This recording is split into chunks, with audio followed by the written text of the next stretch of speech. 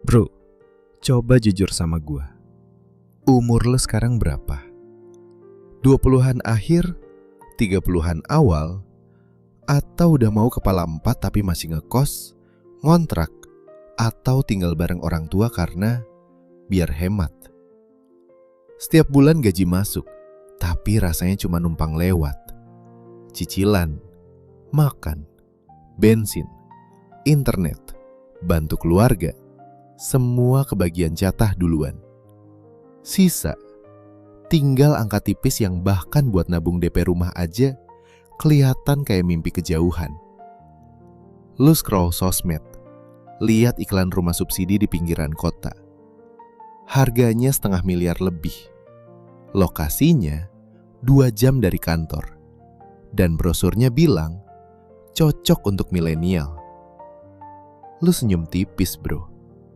Dalam hati lu ngitung, gaji lu naik setahun berapa? Harga rumah naik berapa? Dan di situ muncul satu pertanyaan pahit yang jarang kita ucapin keras-keras. Ini gua yang kurang pinter ngatur uang? Atau memang permainannya dari awal udah beda? Karena realitanya, bokap nyokap kita dengan satu penghasilan dan kerja standar bisa beli rumah di usia muda. Sementara kita kerja lebih keras, lebih lama, lebih multitasking. Tapi posisi kita kayak treadmill. Capek, keringetan, tapi nggak maju kemana-mana. Video ini bukan buat bikin lu tambah nyesek. Justru sebaliknya. Kita bakal bongkar pelan-pelan kenapa secara struktur generasi kita lagi main di papan yang miring. Kenapa harga properti ngebut, tapi gaji jalan santai. Dan yang paling penting, bro, apa saja opsi rasional yang masih bisa kita ambil supaya nggak mati langkah. Lu nggak sendirian, dan lu nggak gila karena ngerasa sistemnya aneh. Di video ini, gua bakal kasih lu peta. Bukan janji palsu, tapi cara berpikir yang bikin lu berhenti nyalahin diri sendiri dan mulai nyusun strategi yang lebih cerdas. Kalau ini kerasa kayak hidup lu, tahan dulu. Karena yang mau kita bahas selanjutnya mungkin bakal bikin lu marah. Tapi itu marah yang melek. Bro, sebelum lanjut, gue pengen lu tulis satu hal di kolom komentar. Lu nonton video ini dari kota mana? Jakarta, Bekasi, Surabaya, Medan, Makassar, atau kota kecil yang jarang disebut di iklan properti? Gue pengen tahu sejauh apa realita ini nyampe ke tempat lu hidup. Sekarang kita lurusin satu asumsi yang sering bikin kita nyasar. Banyak yang bilang, harga rumah mahal karena kita kurang nabung. Masalahnya, ini bukan soal disiplin doang, bro. Ini soal struktur. 25 tahun lalu, harga rumah rata-rata itu sekitar 3-4 kali gaji tahunan. Hari ini, di banyak kota besar, angkanya tembus 10-15 kali gaji tahunan. Kalau gaji lu 8 juta sebulan, setahun 96 juta. Rumah 1 miliar itu artinya lu lagi ngejar sesuatu yang secara matematis udah timpang. Gaji naik berapa persen setahun? 5? 7? Tapi harga tanah dan properti bisa naik belasan persen tanpa peduli performa kerja lu. Di sini masalahnya mulai kelihatan. Kita disuruh lari lebih kencang, tapi garis finishnya ikut mundur. Pertanyaannya, bro, menurut lu ini masih masuk akal dikejar dengan cara yang sama kayak generasi sebelumnya? Atau jangan-jangan kita lagi maksa hidup di sistem yang udah gak dirancang buat kita menang? Tahan pikiran itu, karena di bagian berikutnya, gua bakal bongkar kenapa jarak ini bisa kebentuk dan siapa yang sebenarnya diuntungkan dari kondisi ini.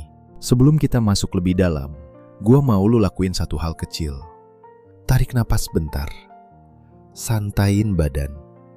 Jangan sambil emosi, jangan sambil nyalahin diri sendiri. Video ini bukan buat bikin lu panik. Justru kebalikannya. Semakin tenang lu dengerin, semakin kebuka polanya. Anggap aja lu lagi duduk di kursi penonton, ngeliat sistem ini dari atas. Gak ikut lari dulu, gak ikut capek dulu, cuma ngamatin. Karena kalau lu paham logikanya, lu gak bakal gampang digeret narasi yang salah lagi. Sekarang kita mulai dari fondasi paling dasar. Dulu, rumah itu fungsi utamanya tempat tinggal. Nilainya naik, iya. Tapi itu efek samping. Hari ini, rumah berubah fungsi. Dia jadi instrumen investasi utama. Dan sejak itu, logikanya pindah jalur. Ketika rumah jadi investasi, maka yang masuk ke pasar bukan cuma orang yang mau tinggal, tapi juga orang yang mau parkir uang, ngejar capital gain, dan lindung nilai dari inflasi. Permintaan naik, tapi bukan dari kebutuhan hidup. Dari uang yang cari rumah, bukan orang yang cari rumah. Di sisi lain, tanah itu nggak nambah. Jumlahnya segitu-gitu aja. Jadi setiap kali ada uang besar masuk ke properti, harga otomatis terdorong naik. Bukan karena kualitas rumahnya berubah, tapi karena fungsi ekonominya berubah. Sekarang kita tarik ke sisi lu sebagai pekerja. Gaji itu naiknya linear, pelan, diatur, punya batas psikologis dan struktural. Perusahaan gak bisa tiap tahun naikin gaji 15% tanpa efek. Tapi aset, dia gak peduli sama struktur HR. Dia ikut arus uang. Inilah kenapa dari tahun ke tahun, elu ngerasa makin jauh. Bukan karena lu jalan mundur, tapi karena objek yang lu kejar, larinya lebih kencang dari kaki manusia normal. Banyak orang bilang, ya udah cari rumah lebih kecil. Masalahnya bro, yang kecil juga naik. Karena yang ngejar bukan ukuran, tapi kelas asetnya. Sekarang kita bahas ilusi paling berbahaya, DP. DP sering dijual sebagai solusi. Kumpulin 10-20%, katanya rumah aman. Tapi jarang yang ngajak mikir ke belakang. DP itu bukan tujuan. Dia cuma tiket masuk ke permainan panjang bernama cicilan. Ketika harga rumah naik lebih cepat dari gaji, DP juga ikut naik. Artinya, waktu yang lu butuhin buat ngumpulin DP makin panjang. Dan selama waktu itu berjalan, harga rumah bisa naik lagi. Lu kejar DP, tapi garis startnya geser. Ini kayak lu lari ke pintu kereta yang terus menjauh. Bukan karena lu lambat, tapi karena pintunya nggak berhenti. Sekarang, bandingin sama generasi orang tua kita. Mereka masuk dunia kerja di era ketika rasio gaji terhadap harga rumah masih manusiawi. Cicilan rumah itu pengorbanan, tapi masih masuk akal. Sekarang, cicilan rumah sering makan 40-50% penghasilan. Itu bukan pengorbanan, itu jebakan arus kas. Dan disinilah banyak pekerja terjepit kelelahan tanpa sadar. Karena sistem ngajarin satu narasi. Kerja keras, nabung, beli rumah. Tapi nggak pernah diupdate sesuai perubahan struktur. Jadi ketika gagal, yang disalahin individunya. Padahal peta ekonominya udah berubah total. Sekarang gue mau lu bayangin analogi simple. Lu lagi main game lama, tapi servernya udah di-upgrade. Musuhnya lebih kuat, resource lebih mahal, tapi senjata lu masih versi awal. Kalau lu terus maksa main dengan cara lama, lu bakal mikir, gua payah. Padahal yang salah, lu belum ganti strategi. Di titik ini, banyak orang kelas menengah mulai ambil keputusan kompromi. Lokasi makin jauh, waktu tempuh makin panjang, hidup makin capek. Semua demi satu aset yang katanya aman. Pertanyaannya bro, aman buat siapa? Karena rumah yang dibeli dengan tekanan finansial tinggi, seringkali justru mengunci kebebasan. Elu gak berani pindah kerja, gak berani ambil risiko usaha, gak berani berhenti sejenak. Semua keputusan hidup harus lewat satu filter, cicilan. Dan disinilah gua mau lu tenang lagi. Karena tujuan video ini bukan bilang rumah itu buruk, tapi ngasih lu kendali atas keputusan, bukan dorongan emosional atau tekanan sosial. Langkah pertama yang harus lu pahami adalah ini. Masalah utama generasi kita bukan kurang penghasilan semata, tapi ketidakseimbangan antara aset dan tenaga kerja. Tenaga kerja dibayar per jam, per bulan, per tahun. Aset tumbuh tanpa tidur. Selama lu cuma main di satu sisi, jaraknya bakal terus melebar.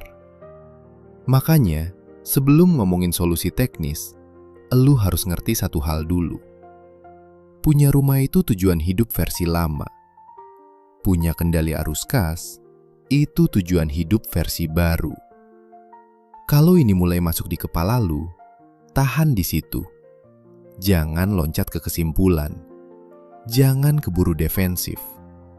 Karena di bagian berikutnya, gua bakal lanjutin ke bagaimana sistem ini bikin kita salah fokus. Dan kenapa banyak nasihat finansial populer justru bikin kita makin terjebak. Tetap tenang, tetap dengerin, karena sekarang elu lagi mulai lihat peta yang selama ini ketutup kabut. Bro, di titik ini biasanya orang mulai gelisah. Bukan karena nggak paham, tapi karena mulai nyambung sama hidupnya sendiri. Kalau lu ngerasa ada bagian yang nusuk pelan, nggak usah ditahan. Banyak yang nonton video ini sambil diem, tapi kepalanya rame. Sekarang kita masuk ke titik buta yang jarang dibahas secara jujur. Banyak nasihat finansial itu kelihatannya netral. Padahal sebenarnya lahir dari konteks generasi yang beda. Waktu orang tua kita dibilang beli rumah secepatnya, itu masuk akal. Harga relatif murah, cicilan masih proporsional, dan karir cenderung stabil satu arah. Masalahnya, kalimat itu diwarisin mentah-mentah ke kita, tanpa penyesuaian medan. Hari ini, dunia kerja makin cair. Perusahaan gampang restrukturisasi. Karir lompat-lompat. Sementara rumah, begitu lu ambil, dia nuntut kepastian 15-25 tahun. Disinilah kontradiksinya mulai kelihatan. Lu hidup di dunia yang minta fleksibilitas, tapi disuruh ngambil keputusan yang paling kaku. Pelan-pelan, banyak pekerja terjepit mulai ngerasain efeknya. Bukan langsung kolaps, tapi capek yang akumulatif. Setiap peluang baru dipikir 2 kali. Setiap ide usaha mental duluan. Bukan karena nggak berani, tapi karena ruang geraknya sempit. Dan ini jarang disadari. Karena dari luar semuanya kelihatan aman. Ada rumah, ada cicilan, ada status. Tapi di dalam, hidupnya dijaga ketat sama satu komitmen besar. Sekarang gue mau lu mikir satu hal kecil. Kalau hari ini lu dikasih kesempatan pindah kerja dengan lompatan penghasilan signifikan, tapi harus pindah kota, apa cicilan rumah lu bakal bantu? Atau justru nahan? Gak usah jawab keras-keras. Banyak yang lagi mikir hal yang sama. Disinilah ilusi aman mulai retak. Karena aman versi sistem sering beda sama aman versi hidup lu. Aman versi sistem itu, lu konsisten bayar, gak ribet, bisa diprediksi. Aman versi lu, punya ruang bernafas, punya opsi, dan gak hidup di bawah tekanan konstan. Sekarang kita bongkar satu mitos lagi. Yang penting aset dulu, nanti arus kas nyusul. Ini kebalik bro. Arus kas itu fondasi, aset itu hasil. Kalau dibalik, asetnya berdiri di atas tanah rapuh. Dan ketika ada guncangan kecil, PHK, sakit, krisis. Yang goyang bukan cuma keuangan, tapi mental. Makanya banyak orang ngerasa capek secara emosional, padahal secara teori, hidupnya baik-baik aja. Karena tekanan finansial itu jarang teriak. Dia berisiknya pelan, tapi lama-lama bikin aus. Kalau lu sampai sini dan ngerasa, Gua kok kayak lagi di posisi ini, lu nggak sendirian. Banyak yang nonton sampai titik ini bukan karena penasaran, tapi karena akhirnya nemu penjelasan yang masuk akal. Dan ini bukan soal nyalahin rumah, bank, atau orang tua. Ini soal sadar bahwa strategi lama gak selalu cocok buat kondisi baru. Di akhir segmen ini, gue pengen lu pegang satu kesimpulan sementara.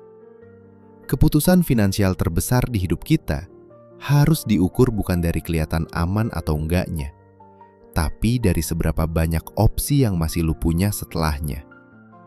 Kalau keputusan itu bikin opsi lu menyempit drastis, walaupun kelihatan mapan, itu sinyal bahaya. Dan kalau sampai di sini lu pengen nulis sesuatu di komentar, entah pengalaman, kebingungan, atau cuma satu kalimat, ini kena. Tulis aja. Bukan buat gua, tapi buat nunjukin kalau percakapan ini nyata dan dialamin banyak orang. Di segmen berikutnya, kita bakal masuk ke bagian yang paling ditunggu. Bukan teori lagi, tapi apa yang bisa lu bangun sekarang dari posisi lu hari ini tanpa harus nunggu sistem berubah. Tahan di situ, karena arah pembicaraannya bakal lebih praktis dan lebih membumi. Bro, di titik ini gue mau lu ngerasa satu hal dulu. Tenang. Karena akhirnya kita sampai ke bagian yang selama ini lu tunggu-tunggu. Bukan teori, bukan analisa doang, tapi arah yang bisa lu pegang. Kalau dari tadi kepala lu berat tapi masuk akal, itu tanda bagus. Artinya lu nggak lagi nyari pelarian, tapi nyari pijakan. Dan solusi yang gue jelasin sekarang bukan solusi yang keren di atas kertas, tapi solusi yang cocok buat kita yang lagi hidup di kondisi nyata. Kita mulai dari satu riset mental yang krusial. Tujuan pertama lu bukan beli rumah. Tujuan pertama lu adalah punya posisi finansial yang kuat. Begitu lu terima ini, napas hidup lu berubah. Karena lu berhenti ngejar simbol dan mulai bangun fondasi. Langkah paling awal adalah ngebenerin arus kas. Bukan sekedar nabung sisa uang, tapi ngatur supaya penghasilan lu punya ruang tumbuh.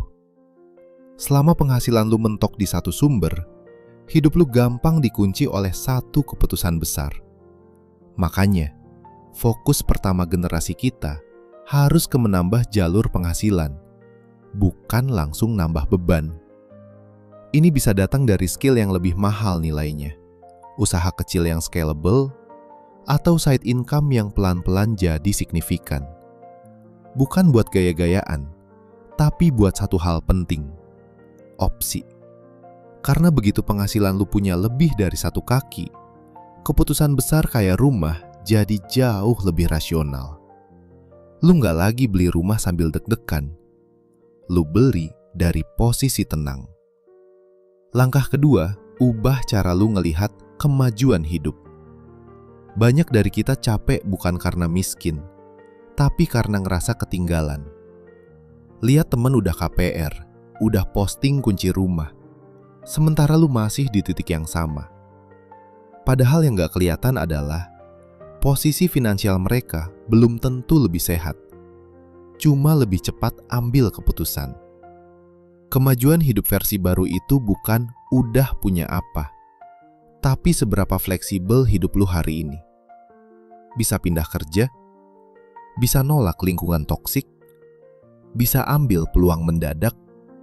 Kalau jawabannya iya, lu sebenarnya lagi maju, walaupun belum kelihatan di feed Instagram. Langkah ketiga, pisahin antara rumah sebagai tempat tinggal dan rumah sebagai alat investasi. Kalau lu butuh tempat tinggal, ngontrak itu bukan kegagalan, itu strategi. Karena lu beli waktu dan kelonggaran. Waktu buat ningkatin posisi, bukan buat ngejar cicilan. Banyak orang terlalu cepat nyikat diri ke rumah, padahal karir dan penghasilannya masih di fase eksplorasi. Hasilnya bukan stabilitas, tapi stres berkepanjangan.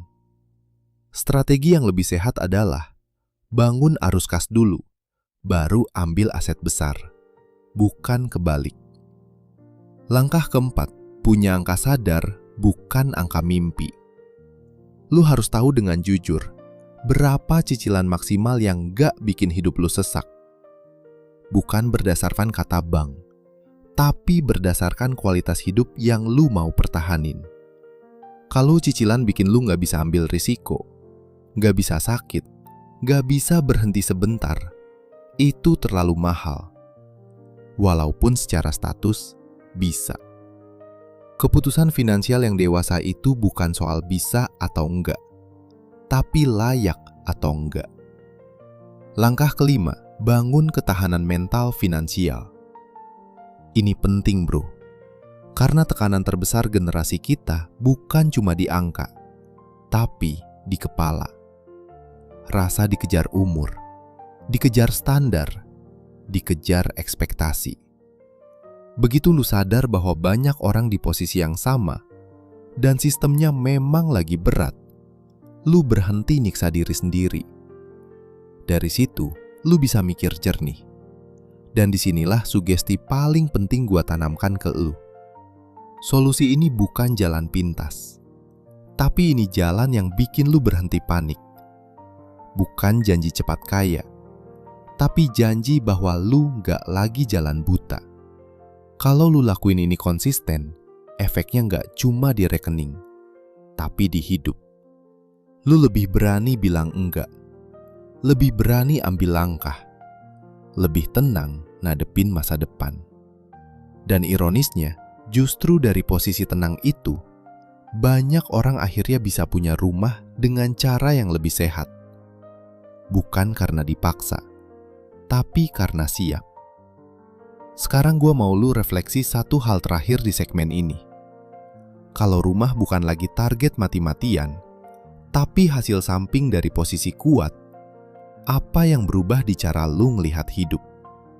Kalau ada satu bagian dari segmen ini yang kerasa kayak, ini yang gue cari dari tadi, simpen, resapin, gak usah buru-buru.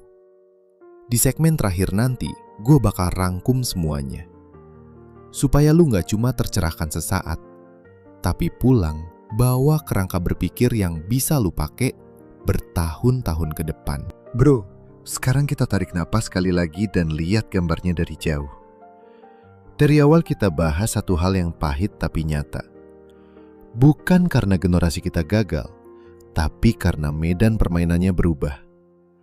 Harga properti ngebut, gaji jalan pelan. Rumah berubah dari kebutuhan hidup jadi alat investasi. Dan di tengah itu semua, kita yang lagi berjuang sering disuruh nyalahin diri sendiri. Kita bongkar akar masalahnya. Kita lihat titik butanya. Dan yang paling penting, kita geser fokus. Dari ngejar simbol ke bangun posisi. Dari kejar kelihatan aman ke punya kendali nyata atas hidup. Senjata utama lu bukan KPR, bukan juga rumah pertama. Senjata utama lu adalah arus kas yang sehat, fleksibilitas hidup, dan keberanian buat nggak ikut arus yang salah. Rumah itu bukan garis start kesuksesan. Dia hasil samping dari keputusan-keputusan yang tepat di waktu yang tepat. Dan kalau waktunya belum sekarang, itu bukan kegagalan, itu disiplin. Sekarang gue mau lu jujur sama diri sendiri. Dari semua yang kita bahas hari ini, bagian mana yang paling kena ke hidup lu saat ini? Pola pikir, tekanan sosial, atau keberanian buat ngerem?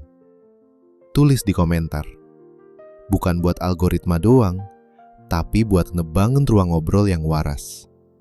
Karena makin banyak yang sadar, makin kecil rasa sendirian itu. Kalau video ini bikin kepala lu lebih jernih, bukan lebih panik, berarti kita di jalur yang benar. Dan kalau lu mau terus bangun kendali atas waktu, uang, dan arah hidup lu, stay di channel ini. Ingat satu hal bro, masa depan finansial lu gak ditentuin sama umur, gaji awal, atau seberapa cepet lu beli rumah. Dia ditentuin sama keputusan tenang yang lu ambil hari ini, waktu orang lain lagi panik. Sampai ketemu di video berikutnya.